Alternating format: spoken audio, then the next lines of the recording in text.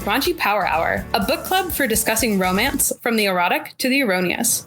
As always, this is an explicit podcast and contains strong language, adult themes, and sexual content. If you are sensitive to these things, we urge you calmly but sincerely to turn off your radio now.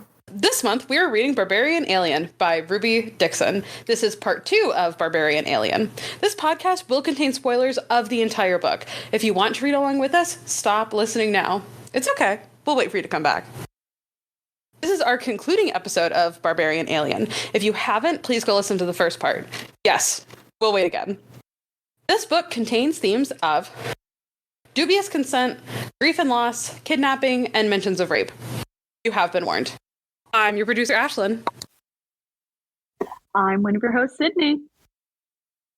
And I'm a piece of Metlac leather that covers Rahash's loins. Now get ready to get raunchy. I got shocked into silence with that one.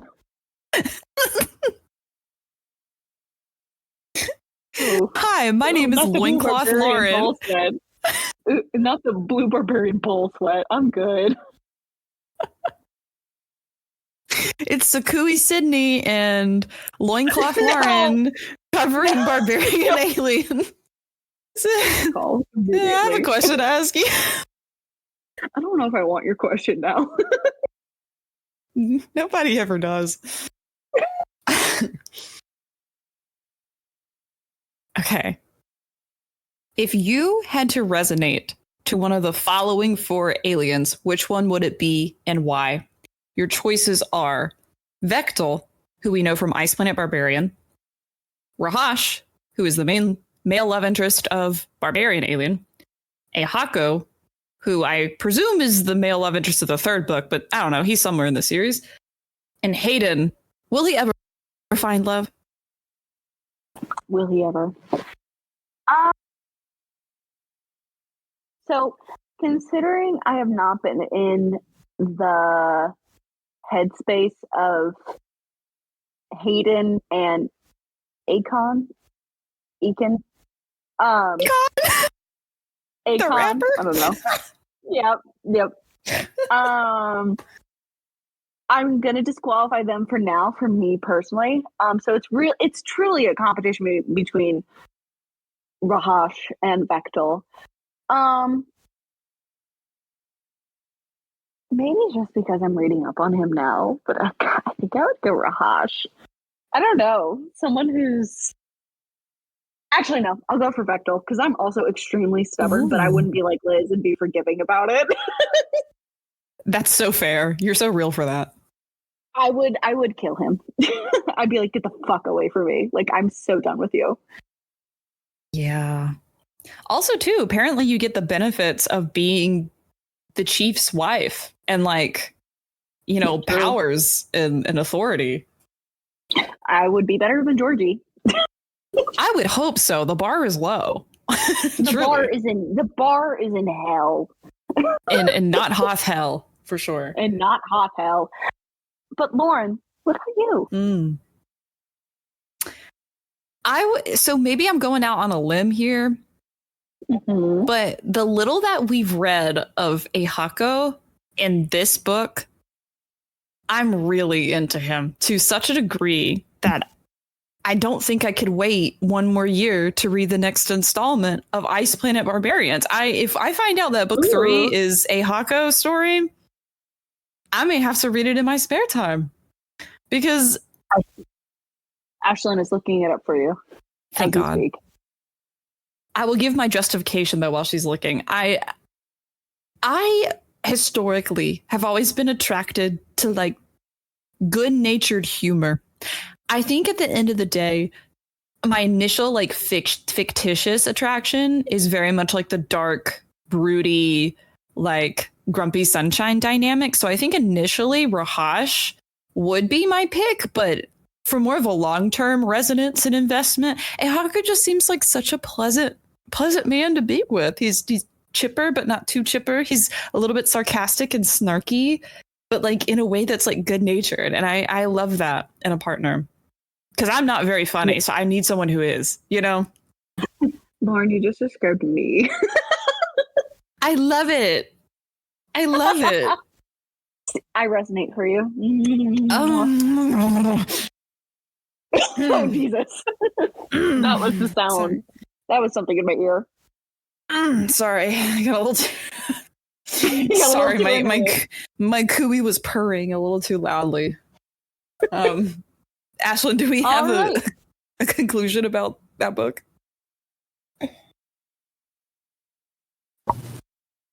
That book is, in fact, about Kira and your man, Ayako. Yes! Alright, yes! I need it! Sounds like we might be doing part 3 of the series sooner than thought. Yeah.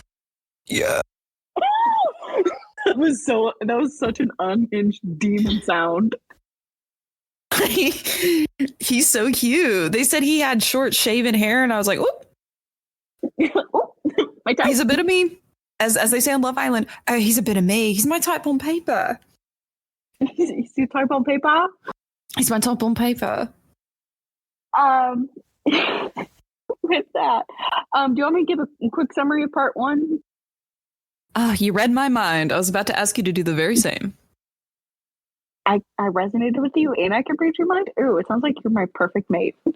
Oh my god, fuck Vectel. Move over. I'm about to say, move over, Vectel. I want my ice planet barbarian lady. Ooh. Oh, Lauren, you'll love this. Ashlyn just sent you a photo of. Shut the fuck up.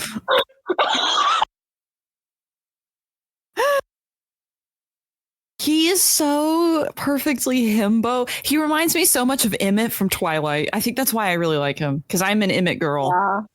Yeah. Oh my god. Oh. You're foaming at the mouth. You're feral. I promise I'm completely sober. I'm drinking tea. Oh, damn. What did you find? Oh my god. Oh my god. That third pig. Get out of here. Ashlyn, leave this chat. I cannot focus. I cannot focus. This is cool. Lady boner not gone on that one. Oh my god. Safe to say, I think we all understand now why people continue to read this series. I get it. I get it now. Ashlyn, you got what is that? Lauren, what the heck? Anyway, with that, let me do a quick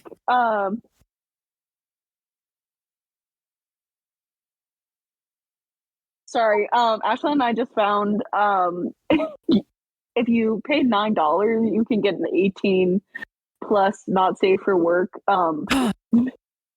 images of 9 of the different aliens. Oh my god! Listen. If we all go in, there's 3 of us. Christ. There's 3 of us. $3.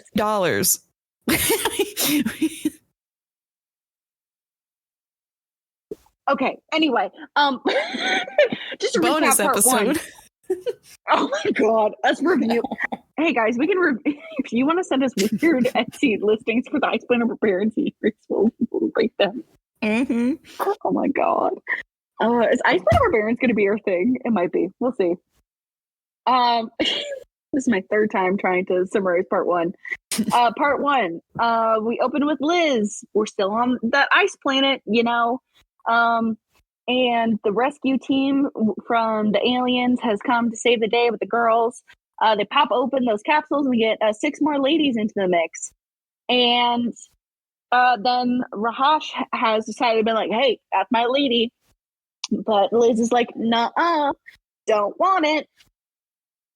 And we go to get the Cooey, and Liz says no. Rahash says yes, forces her to have it, and then he kidnaps her off to a little cave so that they can like bang and fall in love.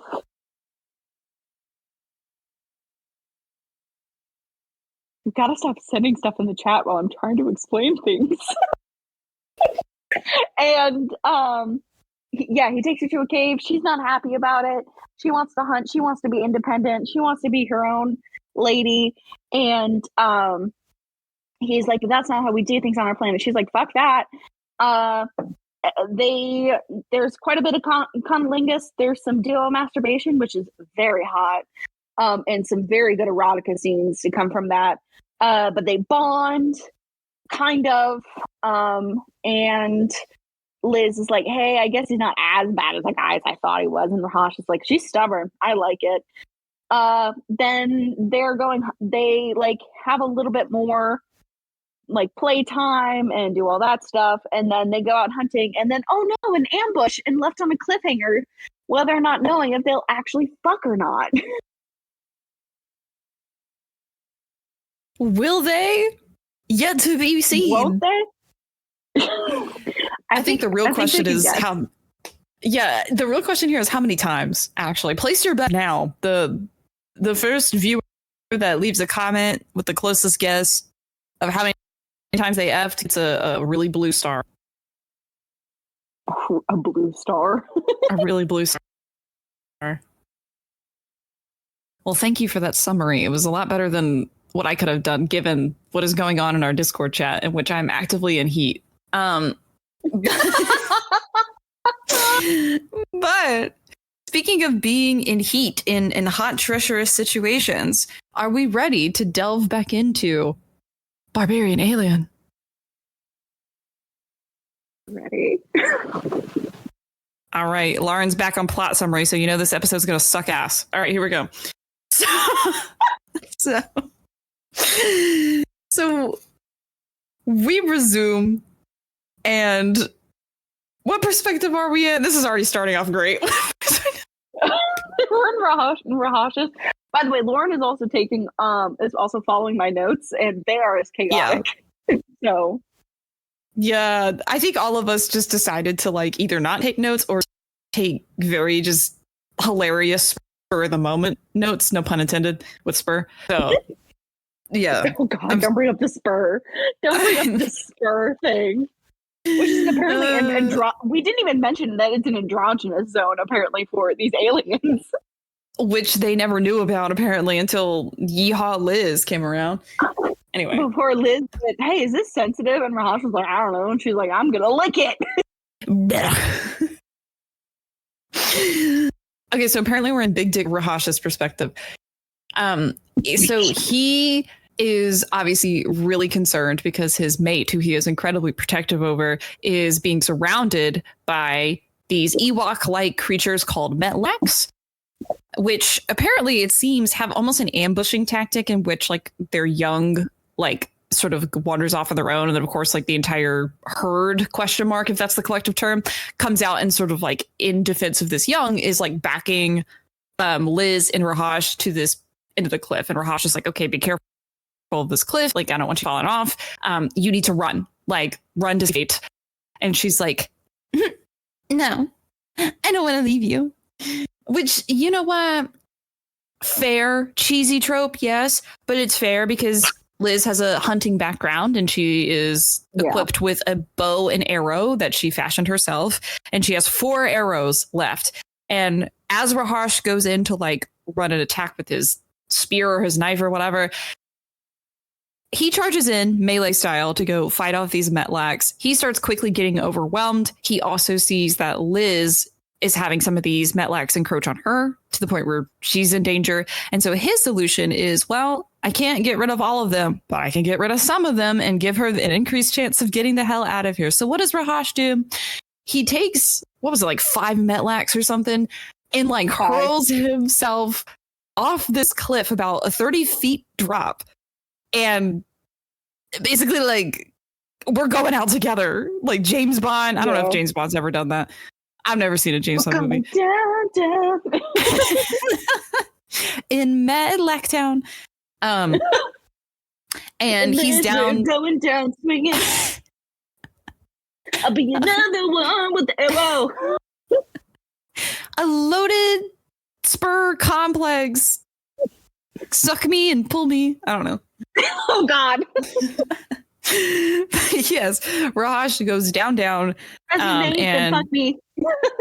fuck me, and he's like broken and messed up at the bottom of this cliff. And Liz is like, no, oh my God. And is like, Raj, you know? And so she has her protagonist, like, I'm a badass moment, in which honestly, I will get your thoughts on this as well, Sid. I was like, you know what? This kind of ate. It kind of ate. The scene was kind of good. Kind of ate. She takes her 4 arrows. She's, fitting them off and then tries a trick in which she uses the baby Metlak as like almost a hostage situation and hopes that she could back this Metlak down the cliff, get to Rahash, release it, and the Metlaks will follow the child. Turns out it works. Mm-hmm. She's able to recover. Rahash has to mercy kill the remaining Metlaks that he took down with him that did not quite die. It's very sad. And then she finds out that he is still like resonating. His Kui is still active. So this insinuates he's alive. And she's like, oh my God, the thought of losing him, the peril of it all. Sydney, what did you think of this scene? I'll be honest, I skimmed through the part where she mercy killed the other Metlaks because I was like, okay, get on to it. Relatable. But honestly, it was kind of a boss babe moment for her to be like, I'm going to kidnap a child and see if this works. I get it because like, I'm bringing in realism into my alien porn book. You should. Because like in nature, animals like protect their young, and to see them in danger, they'd either like attack or they'd like hold off and like see what the other animal is doing. So honestly, it was kind of realistic. Kind of liked it. And Liz, it was kind of a boss babe move.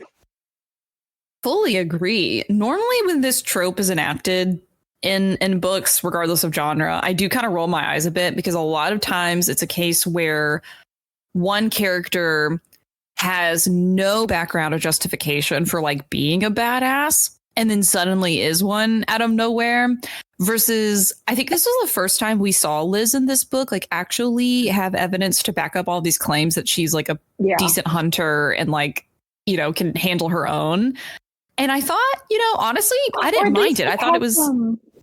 I was just going to say, or at least has like some survival instincts. I'm like, yeah. I'm going to keep bringing up Georgie because Georgie is just awful. Do it.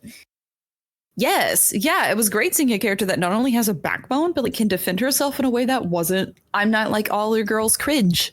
I was like, slay. And it also made sense for her to stand up for herself / kind of do that. Yeah. I'm trying to form my words and I couldn't.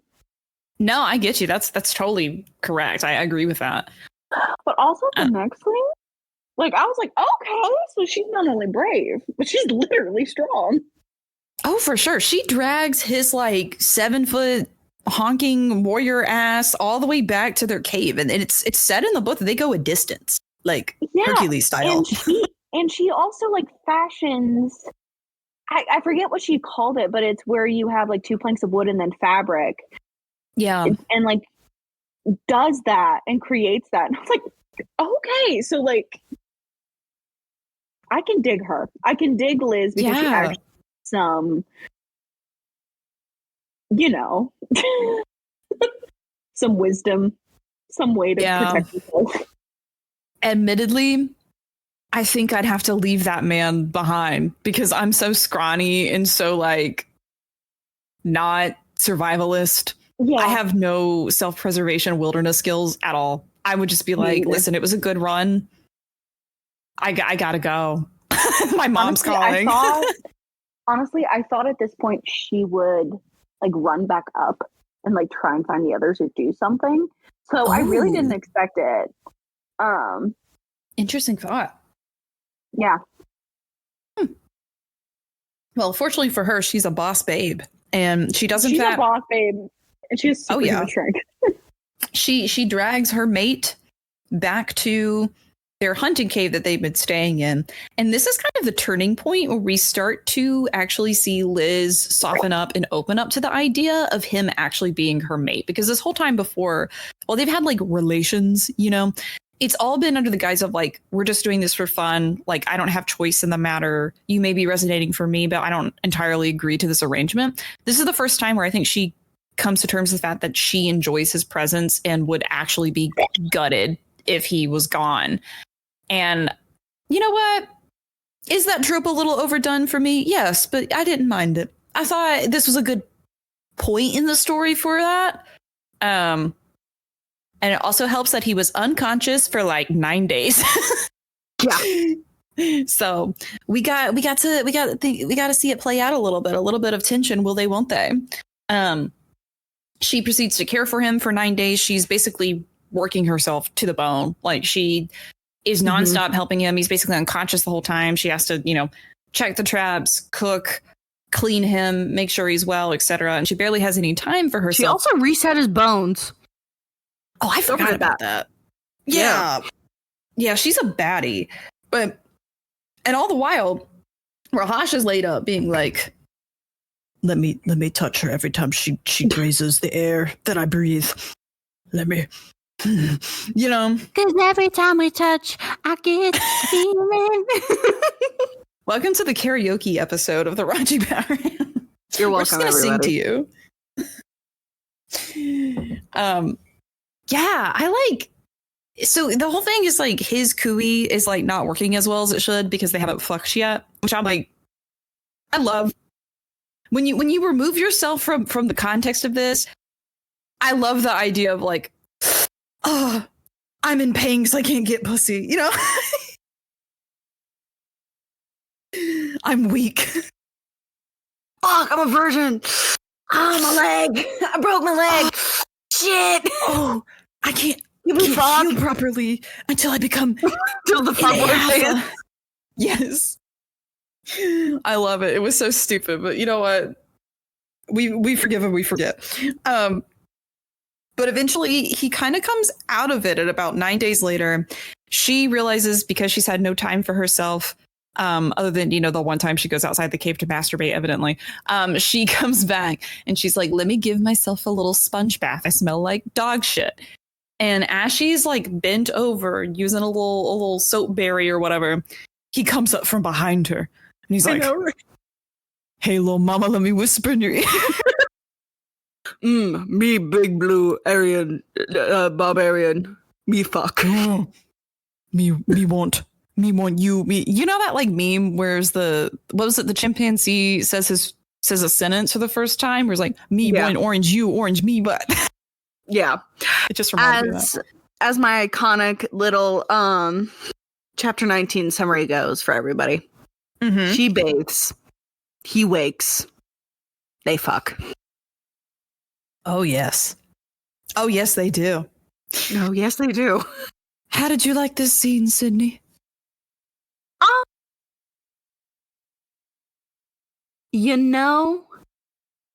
I mean, I have preferences to the very first erotic scene we got because that one is hard to beat.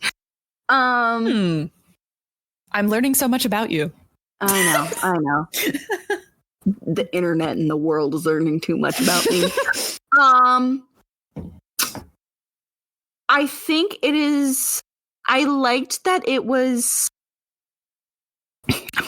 I'm trying to put this in an eloquent way without giving too much of myself away. We're a smut podcast. We've passed the point of eloquency. You got it. True. So I liked that it was kind of realistic in the fact that he just like came immediately. He was just like, yes. Fuck! Sorry. So true though. But like they bang, like there's some more he's a very forgiving lover. Let's just say that. Yes. And he's very caring and makes sure she is taken care of. And then he takes care of himself. So yeah. I'll say that. It was good. Oh yeah. It was, like for an actual intercourse scene, pretty good. Very much enjoyed. Solid. I'm inclined to agree. Is it my favorite scene out of the book? No, but it was good. And Lauren, I shared mine. You have to share yours now. Oh, trust me, I was about to. Okay, good.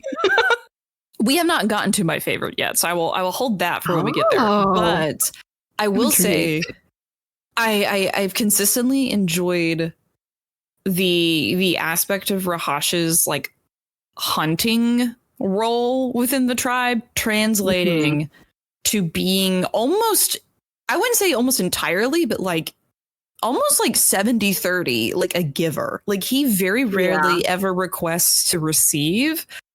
And like, not to say that like, I mean, obviously both partners in a relationship should receive like, you know, whatever kind of like affection and intimacy they're wanting. Nothing wrong with being a receiver. I just think for a smut novel, that's what I would assume is targeted at like straight women. Yeah. I like that.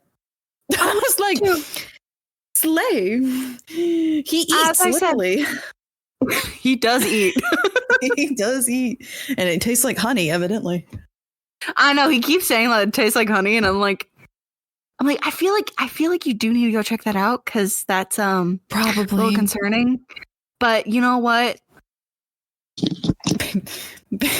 Maybe she just has a lot, like a year's supply of Summer's Eve that she uses every day. Oh my god. It's like chemical burns. Okay. Oh god. Sorry. You wanted me to be detailed. You asked for this. I did ask for this, and you know what? I both regret it, because I seem to always have amnesia when I ask you about this stuff, and then I remember every single time. You just wake up in the middle of the night covered in sweat, and you're like, "Fuck again." Oh God, yeah. She bathes, he wakes, they fuck. So for context in this scene, because it's relevant for the next chapter, and for context. For the most part, they kind of do just like straight up get to banging. You know, there's not a whole lot of lead up. While this isn't bad, because they've been like depriving themselves for so long, essentially, I think they needed it. In the next chapter, chapter 20, Liz essentially has to teach Rahash the concept of foreplay and the desired importance of it for her. And they engage with said foreplay for like the whole chapter. Yeah. Yeah. There is another orange tab, which means sexy, in my book for that. Ooh. Yeah, that was a good one. Yeah, that was a good one. Yep. Woof. Anywho, like, will you say my name?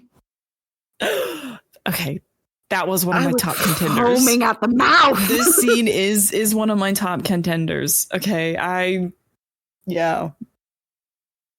Like, I'm going to finish it, because listeners, you need to hear this, because it will. If this doesn't convince you to read the second book in the Ice Planet Barbarian series, I don't know what will. Will you say my name, Liz? As he presses light kisses to my mouth. I lick my lips, whimpering with his touches. Why? Because I want to hear my mate say my name when she comes for me. My God! Rahash is like low-key a freak in the sheets. That's the tagline for this episode. This better go in the episode description. Yep. Oh my God. He's like a freak in the sheets. And I like that because he like as a person is actually fairly docile, I think. Like he has like a gruff exterior. Mans is kind of a softie. Like this whole book I've been like, you're kind of soft, you know, which I like. That's not a problem. Yeah. But then when he's in bed, he's like, say my name, say my name. Say my name. Yeah. And he's like, mine? Listen, I am a possessive girly. I'm not going to lie. I like a little bit of it. And I was eating it up. I was like, num, num, num, num, num. Please give me more morsels. Mine. It's just like, yes. Throwback to our very first episode of Ice Planet Barbarians, in which we were like, and then they do the do. Oh my God, we were awful. And now we're like, I like it like this. Yeah. Anywho, so I think they off screen spend about, what was it, like 3 days or something, basically like just continually fucking in the cave. Also, wait, we forgot in the last chapter. Sorry, this is another orange tab. This is another sexy tab. Good. I forgot to bring up. again, he is a very forgiving and very giving lover. And he says the line, "Allow me to lick and pleasure you tonight as we promised." And I was just like, sheesh. like, goddamn. Sheesh. Mm. You don't have to convince me of a good time. Let's go. Are we sure we don't want to revise our answers from earlier in this episode with preferred mate? Yeah, true. I may go We back might to have Raw. to. I don't remember sweating this much over Vectel. You know, No, I didn't. he didn't do it for me. Because Vectel was just like very kind and very sweet, and he was. I think the fact that he just ate Georgie out quite often, we were like, that's a nice change of pace. Yes, the bare minimum. The bare minimum. And then Lapping it up.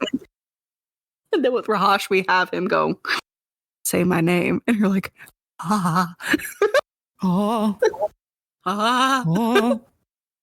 Take me to your hunting cave. I'll be your alien wife if you keep talking to me that way.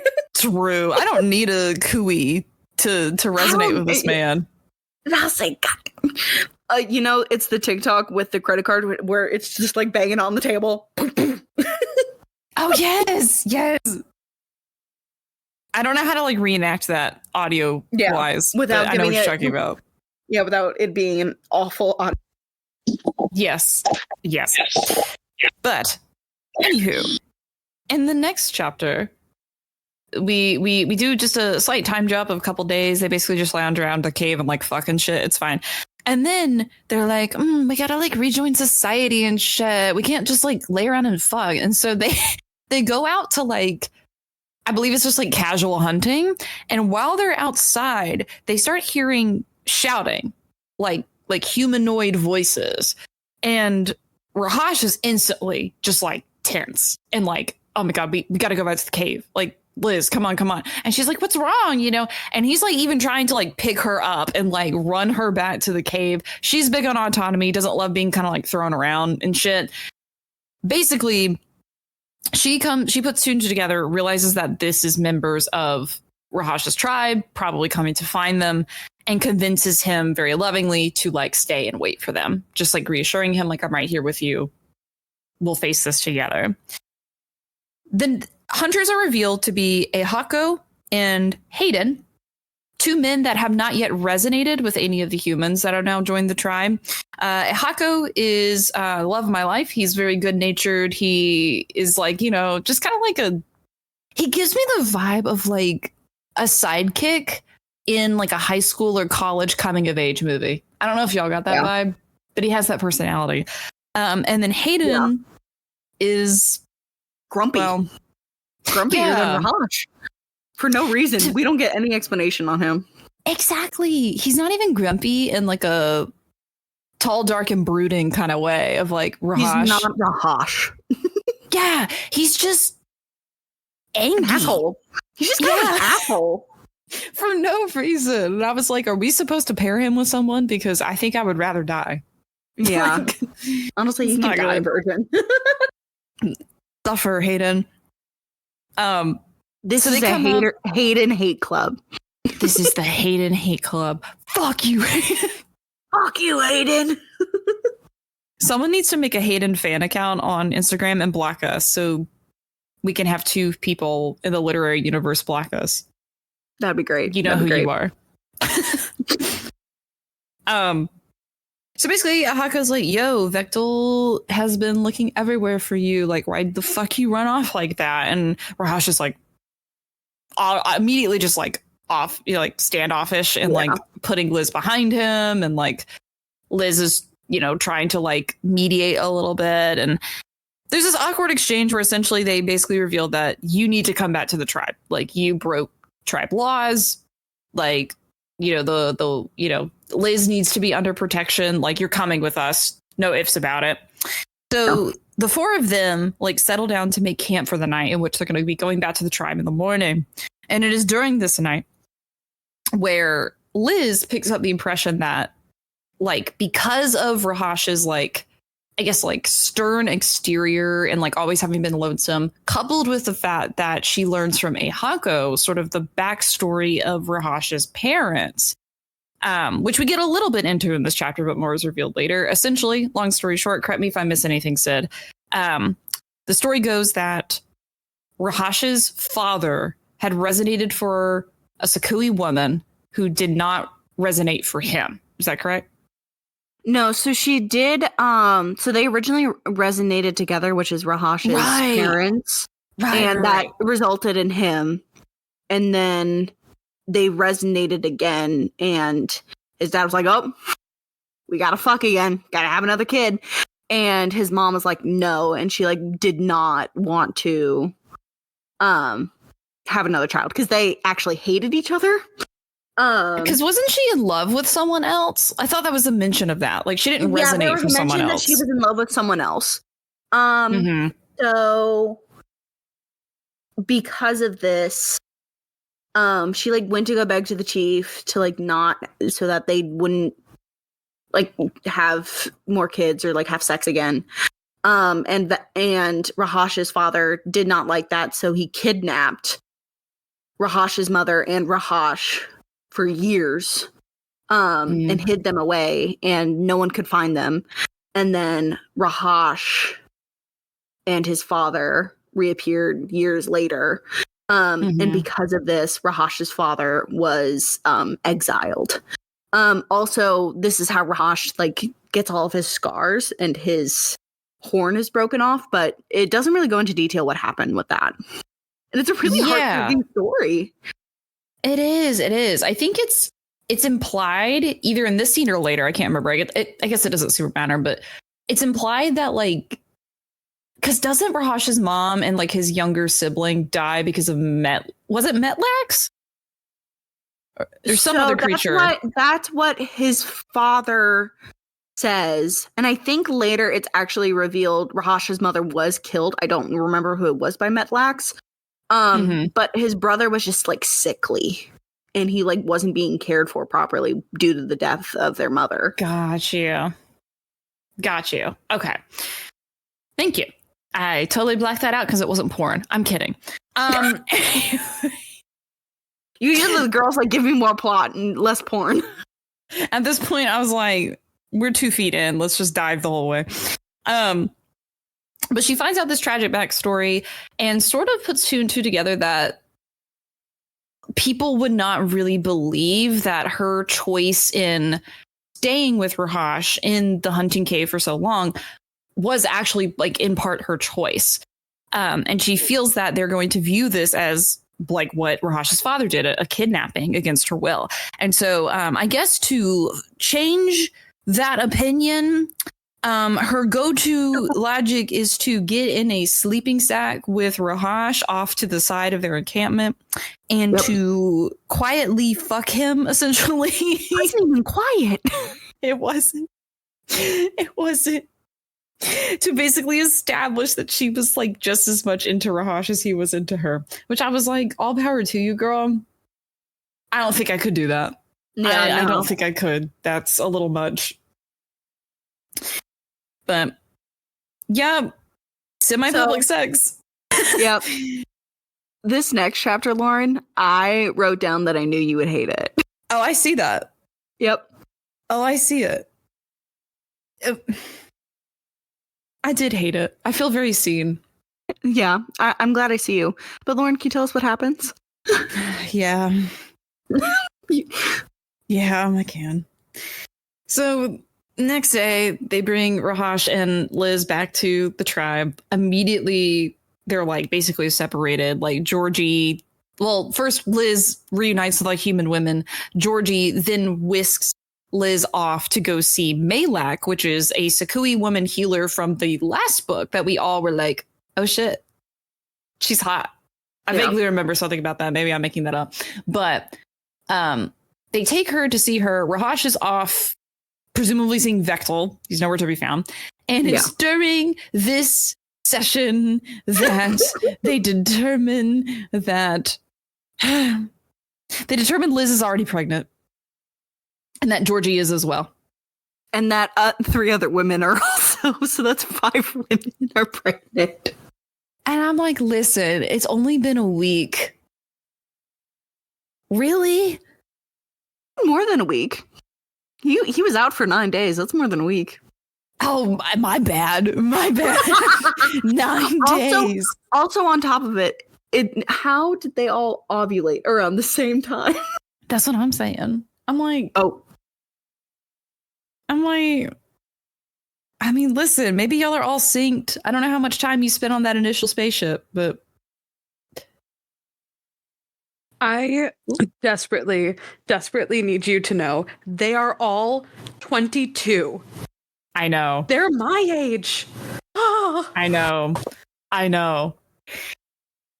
I think like there's a line later on where Liz makes a comment about her age and pregnancy and like how she's like, oh, like, I don't even know if I'm ready for this. I'm 22. And then they make a reference to some of the other girls who haven't resonated yet. And they keep saying that they're young and that they're like, oh, well, they'll get there eventually. Like they'll be ready eventually. I'm like, they're probably fucking 19.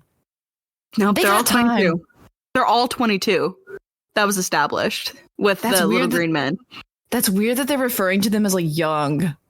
Yeah, it's weird. But then also, do you remember how long that's revealed how long they're pregnant for? I wanted to gouge my eyes out with a pacifier. With a pacifier specifically. So listeners, if you can't tell by Lauren's enthusiasm for the pregnancy trope, I hate it. We find out that a Sakui pregnancy is much longer than the 9-month human pregnancy, and it can last up to 3 years. Can you imagine being pregnant for 3 years? 1 trimester is a year. Oh my God. Which here's the thing. Maybe the incubation period for Sakui women, like in their wombs and whatever systems they have, is like that. The fact that they also impose that same their womb lands, they impose that same 3 year for like a human's gestational period. I was like, just because the sperm's different, I don't think that changes the incubation time. But I've never studied cross species like I don't know. Conceptualization or whatever. I don't know, but like.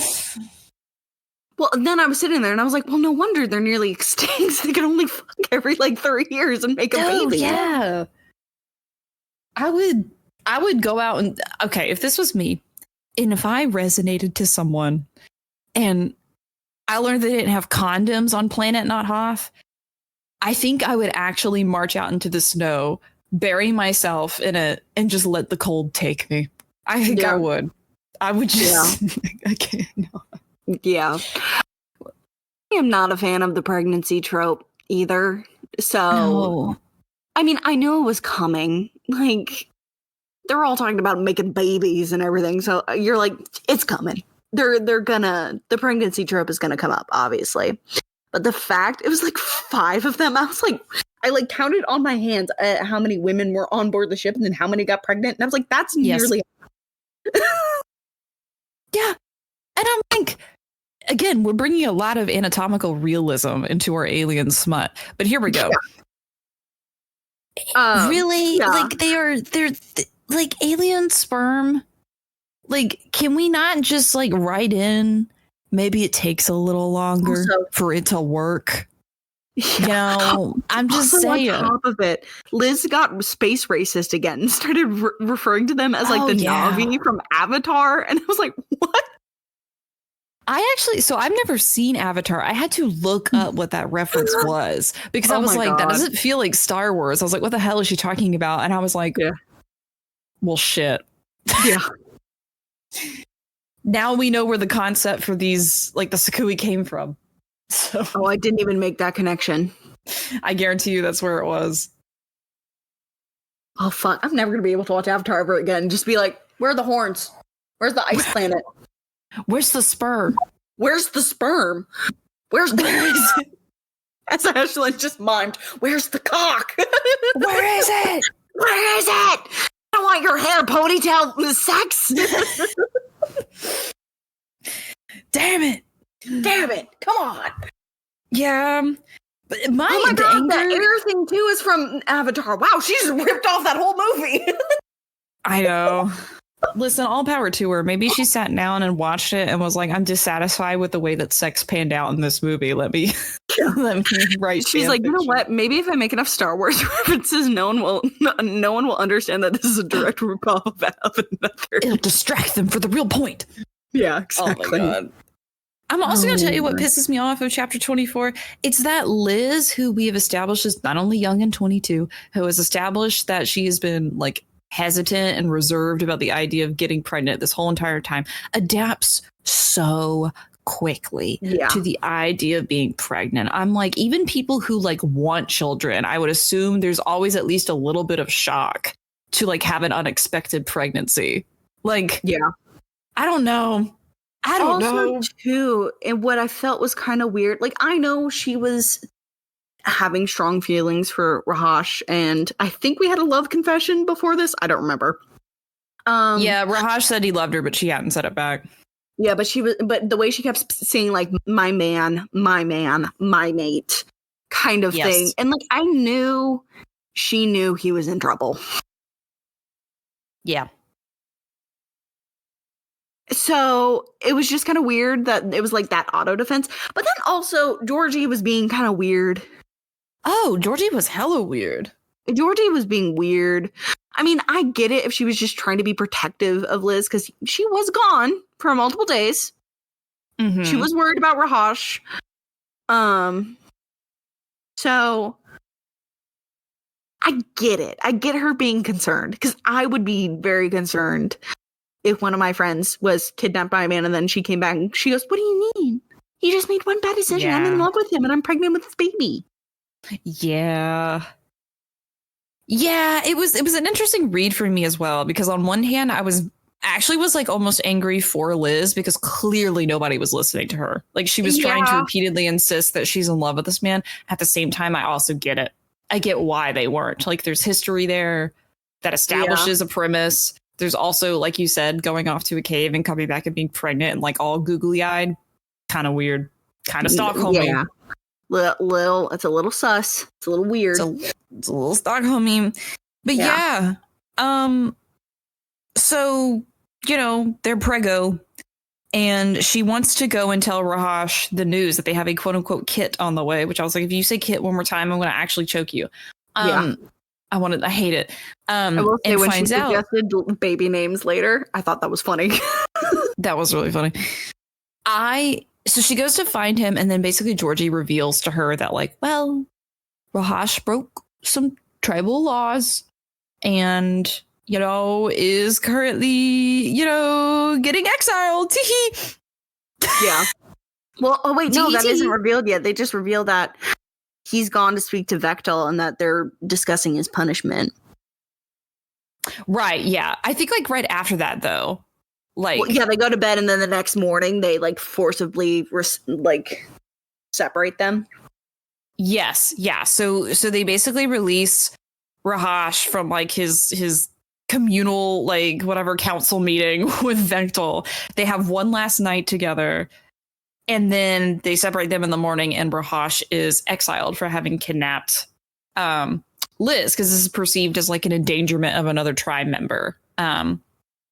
Now, obviously, they're both devastated. Rahash spends basically like his days like just sitting as close as he can to their encampment and like watching her. He's like a little speck on the horizon. Mm-hmm. And she's standing at like the mouth of the cave. Yes, yeah. Liz is standing at the mouth of the cave. She's also been sequestered to what is referred to as the Bachelorette quarters or whatever, in which it's all the women that haven't resonated, and she's like pissed because everyone's like quote unquote doing like girly activities like crying and sewing, which I was like, do we have to keep referring to displays of emotion as girly? But you know, yeah, it's neither here nor there. Comme ci comme ça. Yeah, and she also gets like I think this is just a bad, like a self-sabotaging thing that Liz does, but she was like actively being antagonistic towards people. Yes. And and I did like how Kira put it. She's just like, hey, stop it, because think about it. If we all get kicked out, what are we going to do? So yeah, they have the power and we're just trying to get by. So maybe stop being a dick. Yeah, I'm with you on that. I think like, I was like, okay, Kira. For me, it was like, I didn't see the logic in it because the offenses and like antagonistic beliefs that Liz was trying to impart on the women was like more like racist. I think it wasn't even targeted at like Vectel, which to me that would make sense. Of like, if you want to sow distrust, sow it against Vectel, who like exiled your partner. Don't just be like, they feed you rats and they don't tell you. Like, what the fuck? Or they haven't told you the correct like season, and then they also lied about their anatomy, which fair. That is fair. I would be mad too. Yeah. Like, I get it, but she's like self-sabotaging to make everyone else suffer around her. And I'm like, yes. Not the healthiest, but I get it. Yeah. And then she like, it doesn't even feel good when they all finally like leave her alone and she's pissed people off. Yeah. And I'm like, girl, what was the point? But yeah, this whole time, Ehako has been like basically been instructed to like keep watch on her. There's also a little side plot where he is interested in pursuing Kira, but Kira is deliberately like not paying him any mind. They have not resonated with each other, but it's clear he's interested and she wants to keep it professional, essentially. And so there's like a dual motivation for him being there. But anywho, during this, she finds out from Ahako that Raj has been like hunting this whole time because his like kui and his resonance is like motivating him to like forget basically all basic care needs for himself and only provide for Liz, his mate. And so he spends his whole time just like killing animals, getting furs, and like leaving them as close to the cave as he can. And then like he's not taking care of himself. And Ehako is like worried about him. And so one night when Liz is trying to sneak out, like Ahako is like, obviously he catches her and he's like, well, actually, wait, before we dive into that, I wanted to bring up the point where Georgie talks to Liz and brings up why Vectel can't just like forgive him. Yeah. The bathing scene. And basically Georgie just kind of tells Liz straight up, she's like, look, it's not just a you thing because Vectel loves Rahash, but it's also a thing to protect the women because it's complicated because there's a bunch of unmated dudes here. What if they just go and grab one of the other girls and then kidnaps her to a cave like what Rahash did to you and then forces her to resonate? And Liz is like, well, does that happen? Like, that's not how it works. And she goes, we don't know. Yeah. We're trying, it's not just a you thing. It's also to prove a point, unfortunately. And I was just like, see, Vectel has logic. Yeah. Now, thank you for bringing this up. I totally forgot about that scene. Yeah. I think that scene actually, that had never occurred to me until that scene. And when she said that, because up to this point, maybe I was just in Liz's head so much, I was starting to antagonize Georgie a little bit because I was like, because in my mind, I was like, clearly, if this was Vectel and Georgie's story, he would drop all of his like chiefdom shit and like do this for her. And I was like, it's so frustrating because I know that that's going to be the outcome of like when he finally like lets Rahash back in or whatever. Like, I was like, oh, like that's definitely good. But then they bring up this scene. I was like, oh, wait, that actually makes a lot of sense. That's actually very well thought out and a good explanation for this. Damn it. Our alien porn book has logic. What the fuck? Damn it. Shit. But does that stop Liz? Not really. No. She says, but we're different. And she tries to explain why they're different. And I still did not understand. I'm not going to lie.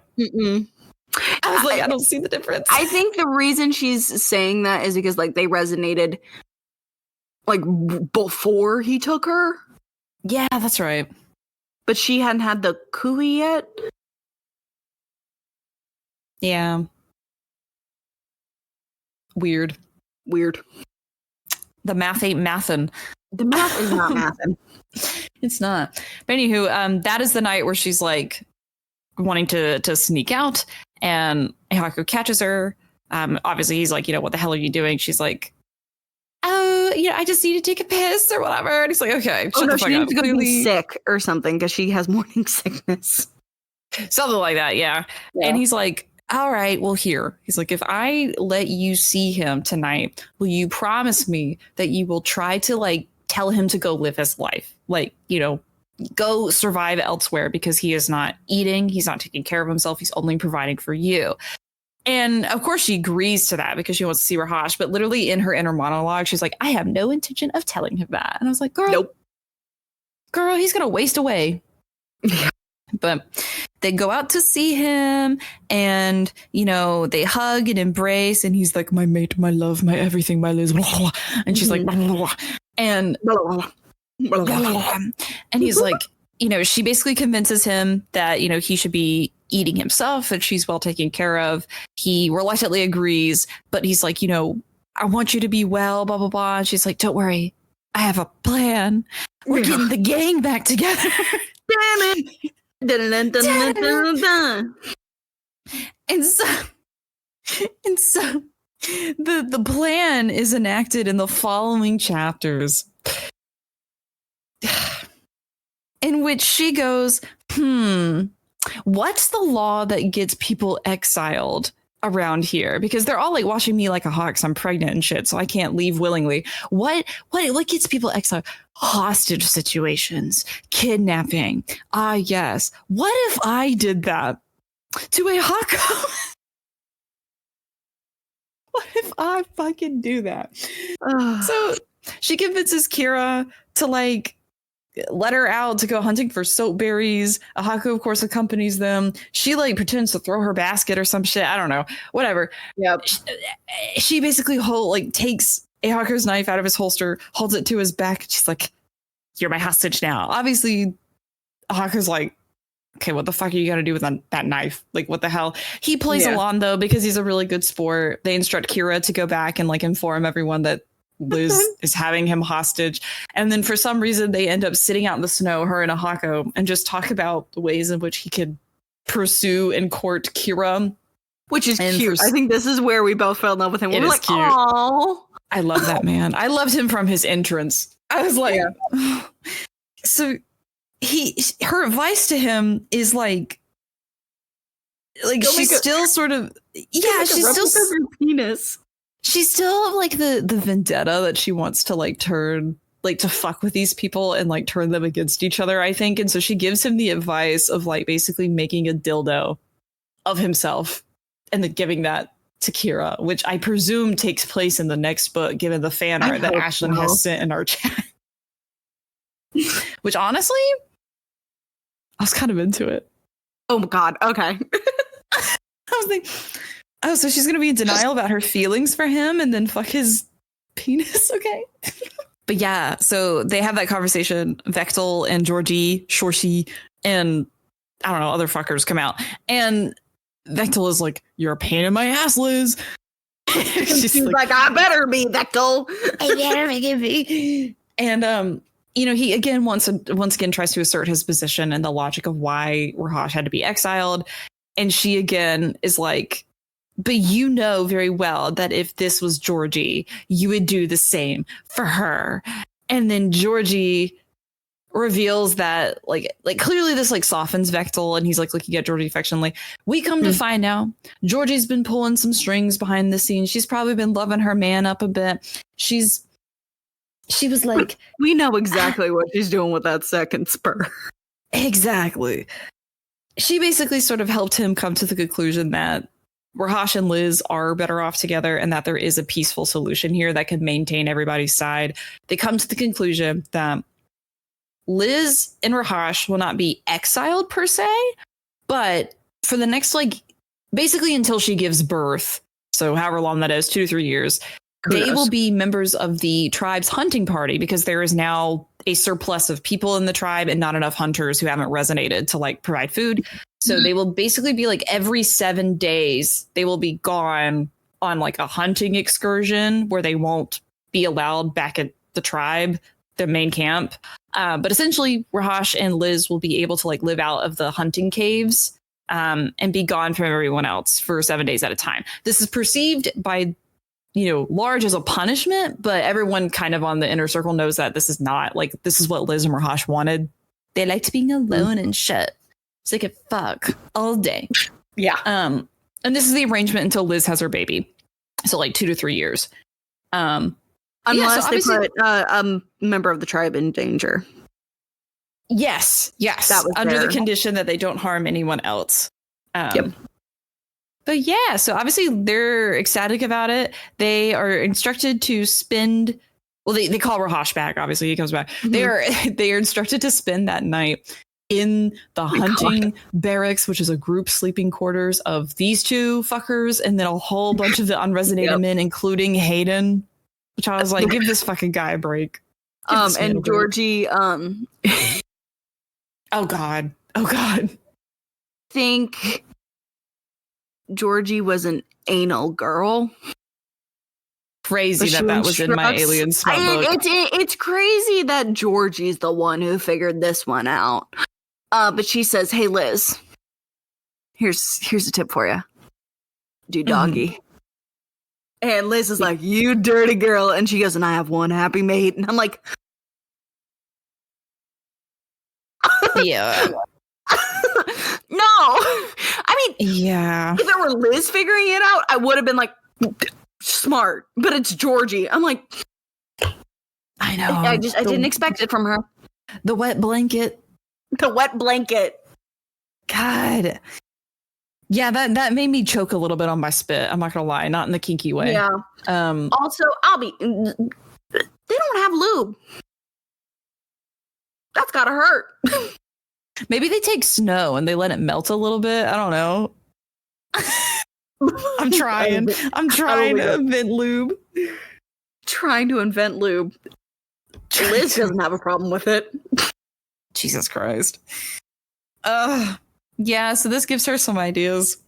And that night in the hunting quarters, they're like purring for each other. They're really resonating.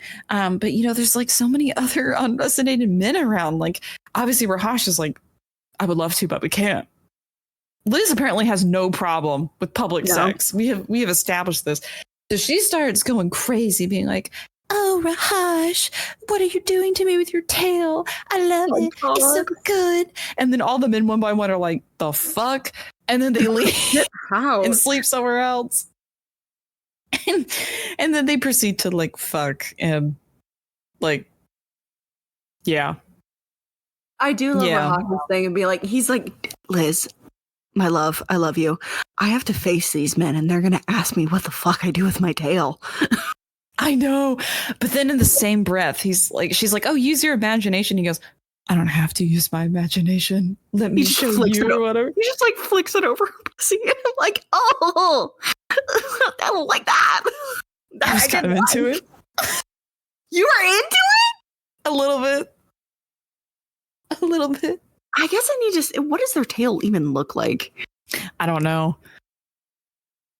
Okay, they're all depicting it with like hair at the end. I'm not into it. If it's like the little hairy tip, I'm good. You don't want a feather duster in your booty? I really don't want a feather duster in my pooch. I'll be good. I'm good. That might be my favorite word for vagina, pooch. We'll add it to the list. Horrible anatomy. Pooch. So yeah, that's pretty much where like the main story ends. Sydney, you said you did not read the bonus episode, right? I did not. And I did not also read the honeymoon short story.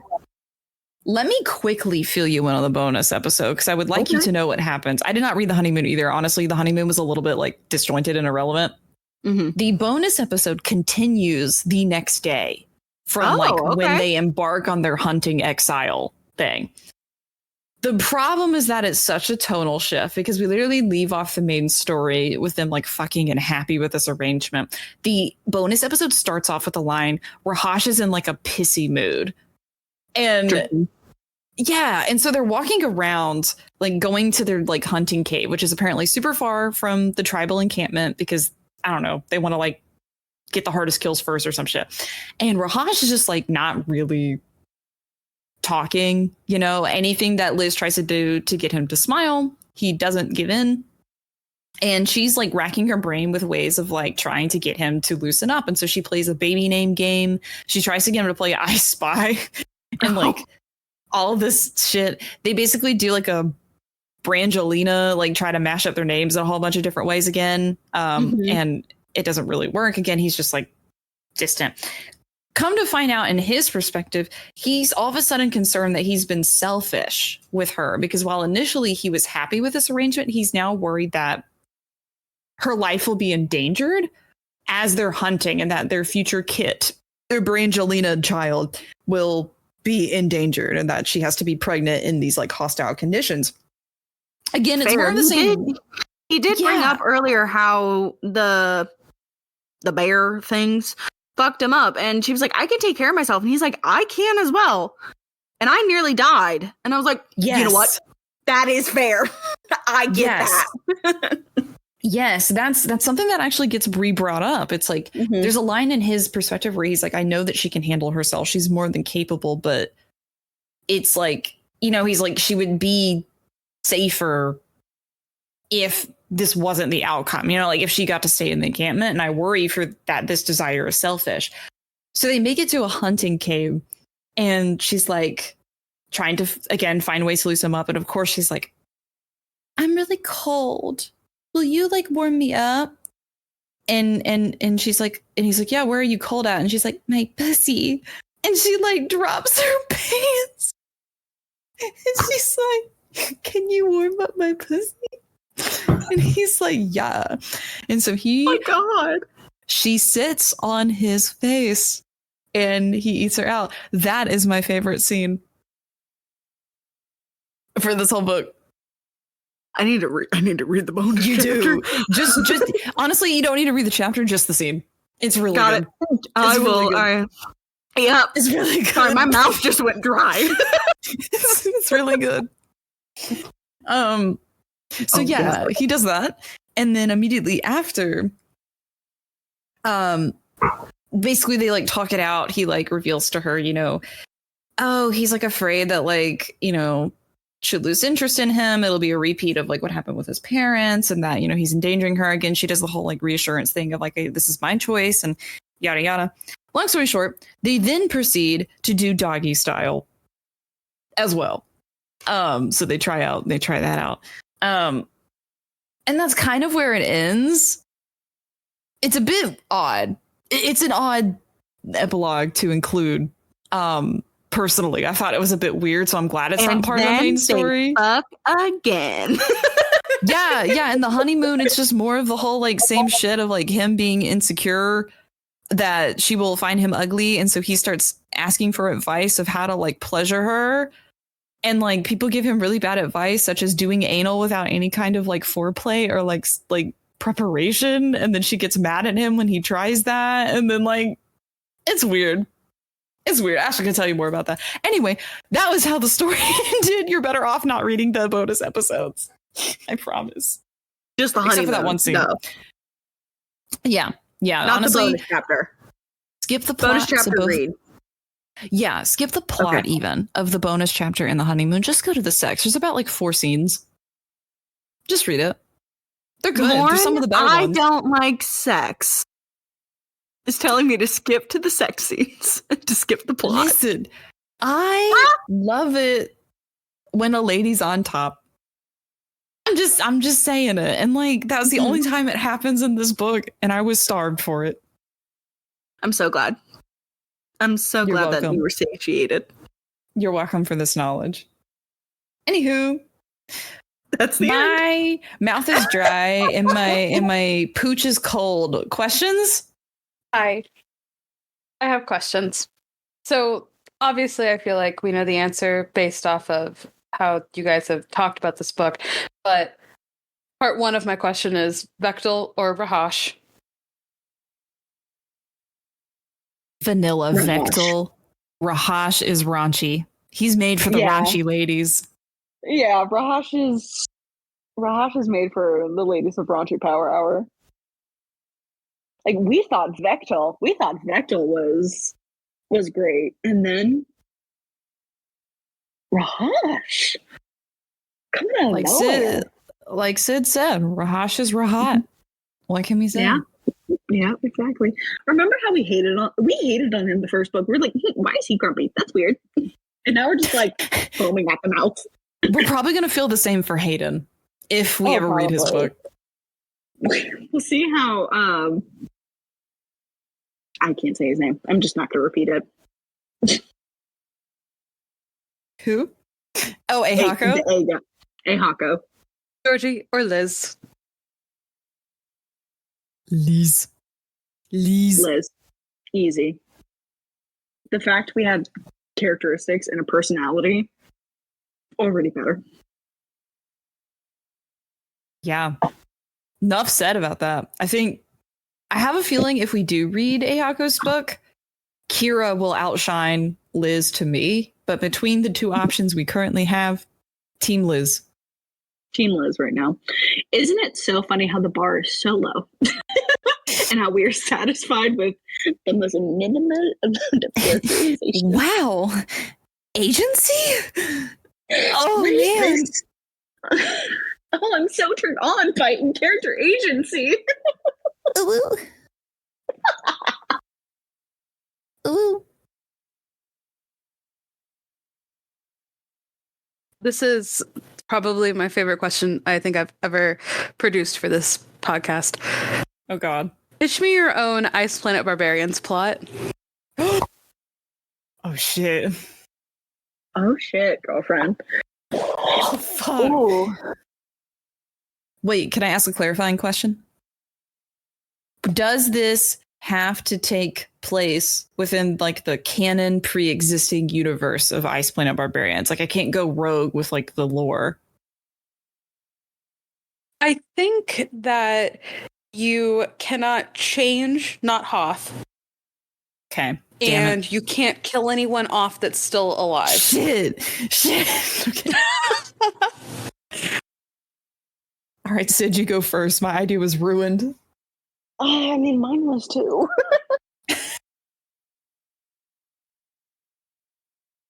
If I was to do my own.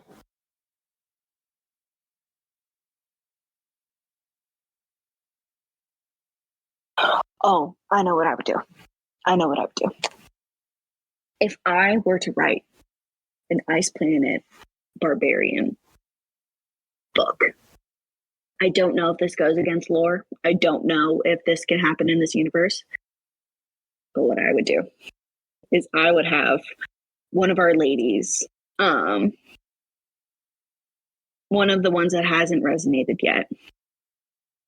She is like doing some activity or something, and she's like helping around. She's like become really proficient and just like doing stuff for the system. And it's just like, you know what? Yeah, I'm like, I know it's gonna happen, and it's like it's gonna be what it's gonna be. But I'm like, I'm okay being single right now. Like, I'm not too worried. I really don't want to have a kid, but like, I'm chill, just like being by myself.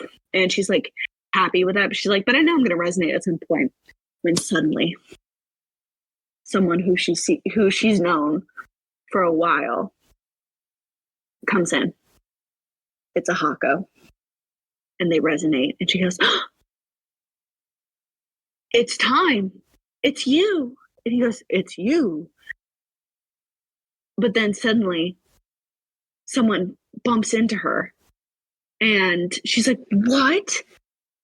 And while this is happening, oh my God. Usually, like the resonation stops for a second, but then it picks back up for a second resonate. And it'd be Hayden. Oh shit. Can the main character of that book be Lauren? I need that. Yeah. I need them both. That's what I would do. And then I would love like the tension of it being like them trying to figure out, be like, how would we work this out? Because obviously like all three of us resonated, but like he and I didn't resonate for each other. It's like, how do we do this? I love it. That's juicy. That's what I do. I need that story. Wait, can you imagine? Then it's a scene where they take turns. Threesome. I would love it. I mean, listen, with as many books in the Ice Planet Barbarian series as there are, eventually the same sex scenes, you got to get creative. You know what I mean? It's going to feel like a rinse and repeat. There needs to be a book that does that. Yeah, we need it. There has to be. But my idea, and this is partially inspired because I do think Ruby Dixon very recently released or announced a sapphic novel. Oh. I think it's within the Ice Planet Barbarians universe. Ashley, you may want to fact check me on that. But I would love if there was, maybe this is changing to the canon a little bit, but, you know, we'll forgive. A human woman hasn't resonated with anyone. She's getting really discouraged. Like everyone else at this point has already resonated. And none of the men are just like really jumping out to her. Like she's got friends among the male Sakui, but just nothing is working. She's tried hookups before. Nothing resonates. Nothing sticks. Then one day she resonates for a woman. She resonates from one of the very few female Sakui that have like, maybe they were like a widow or something. That's my thinking. Like they've been widowed, so their partner's out of the way or whatever. They've already had their children, whatever. And they like have to navigate this like unheard of sapphic relationship within this like very heteronormative structure of their culture. And because obviously the residence is all about reproduction.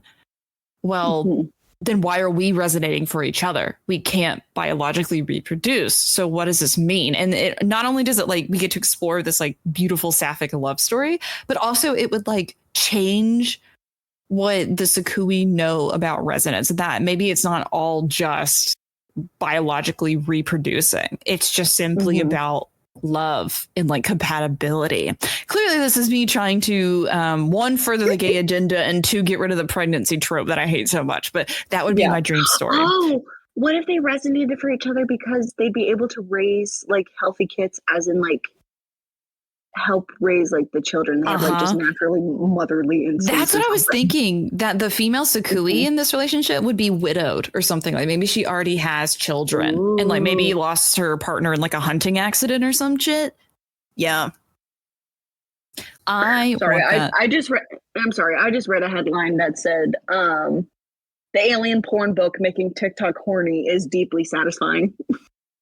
Me too. Me too. I felt that.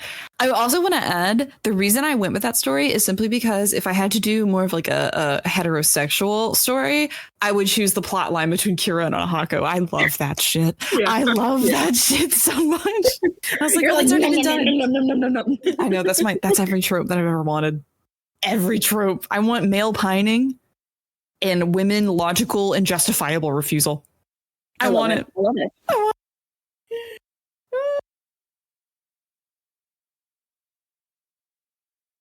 So, Lauren, to answer your question, there appears to be...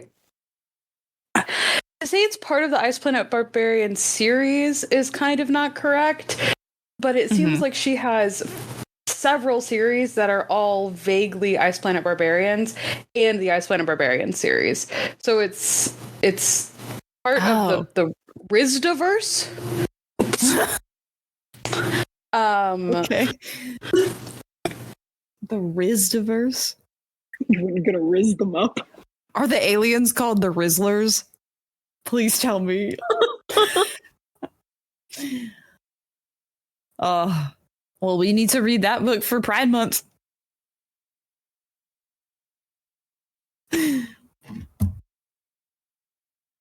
Yeah, there are a lot, because there's the Rizdaverse, there's the Corsairs, Ice Home, and then Ice Planet Barbarians, and they all appear to be the same, like, alien people.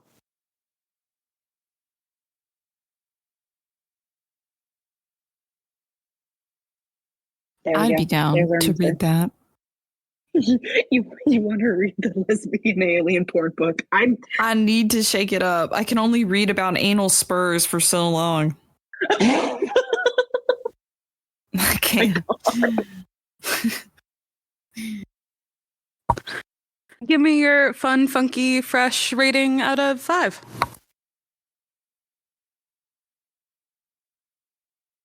Lauren, I'm intrigued because you said this dropped, and I want to know how low you dropped this. So initially, I was going to rate this a 4, which is very high for me. I know. Wow. The look on your face. Wow. I will say the 4. So I actually have 2 ratings. One is in relation to the books we've exclusively read on this podcast. So only within the scope of the RPH universe. The other is within like my own just like library of books that I have read. Mm-hmm. Within the scope of the RPH universe, this would have been a 4 for me. I really liked it. I was down. It dropped to a 3.5 simply because of that one scene, which that's just a personal thing for me. It's just really meaningful to have that representation for me. Doesn't mean it's required for everybody. So like if you're like, nah, girl, give me constant sex, I'm good with that. All power to you. You know, that's not for me, unfortunately. But that dropped into 3.5, but still fairly high rating from me. I'm usually really grumpy about ratings. In real life, without the context of this podcast and just like comparing it to like all the books I would normally read and pick up, I would say it's a 3. I did give it a 3 on Goodreads just because it's my personal Goodreads. But again, still solid. Still solid. I was impressed. I was impressed. I will agree with this. So like I'll agree with both of your ratings, honestly. Out of the books we've read for RPH, I would rate it a 4. Like it's definitely not at the level of Social Distance or One Last Stop, which I loved. Mm-hmm. Like, but I actively picked up this book and I was excited to read it, which I did not expect. Especially coming from the first one. And it was the erotica scenes were really well done. I liked most of the characterization. I liked some background and I liked some of the new introduced characters. And yeah, I would rate it a 4 out of 5 for based off of RPH books that we have read. But for my personal, if we're going off of what I've said before, it is a 3 only because I'm embarrassed to suggest this to people in my personal life. Same. I'm like, I can't rate this above a 3. I can't. I can't rate this higher than a 3 in my personal life because, I can't. Mm-hmm. As established before, my mother listens to this podcast, and I feel like she'd be disappointed in me. Oh.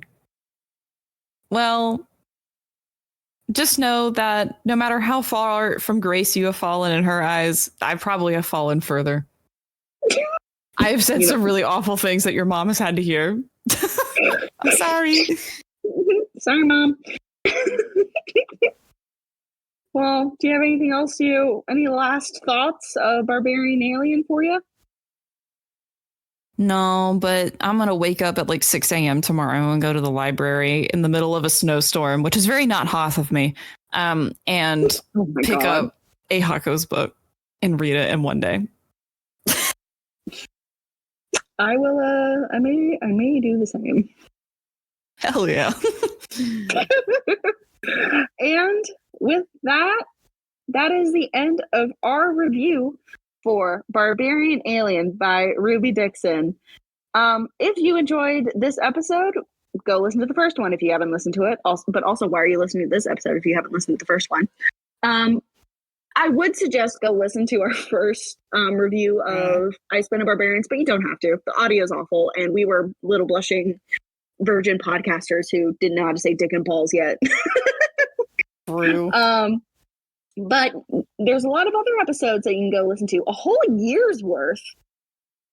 And go listen to us we're on Apple Music, we're on Spotify, we're on possibly YouTube Music. We don't know. we're on things.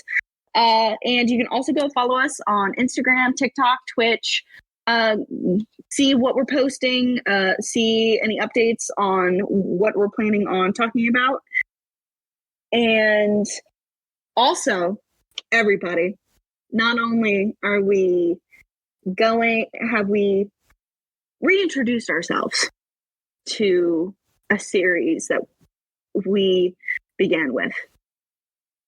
It is time again for us to face our mortal enemy and the author that blocked us within our first couple episodes. Oh.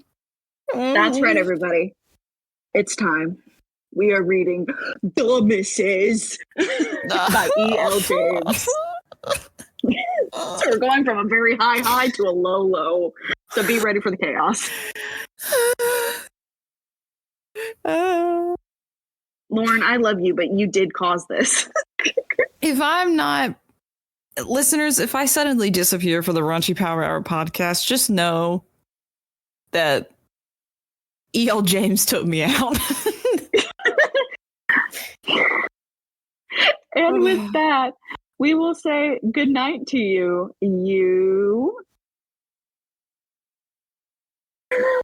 I hate this one. Anyway, raunchy rugrats. Join us in March for our first episode of The Misses by E.L. James. Thank you for tuning in to this episode of the Raunchy Power Hour. Find us on Instagram and Twitter at the RPH Podcast. Send us book recs to our email, raunchypowerhour@gmail.com, or at the link in our bio on any of our socials. As always, stay raunchy.